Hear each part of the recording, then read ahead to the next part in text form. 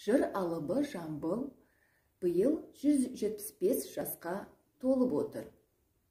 Ақын атамыз 1846 жылы 28 ақпанда осы Жамбыл облысы Жамбыл тауының етегінде дүниеге келген.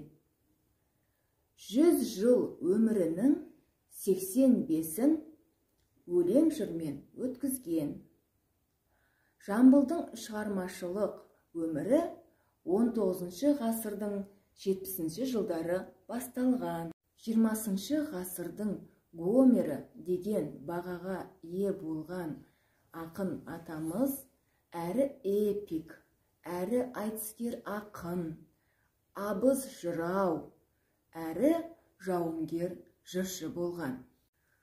Ол шын мәніндегі биік парасатты өнерпаз, азаматтық саяси поэзияны қалыптастырушы.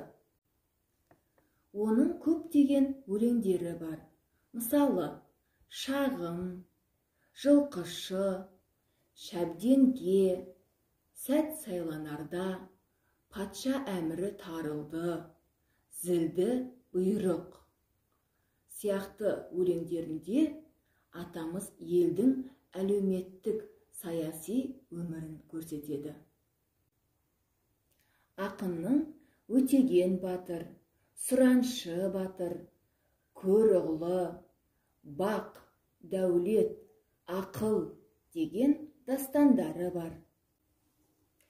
Жамбыл жырдың толассыз бұлағы, өшпес өнегесі, тозбайтын асылы.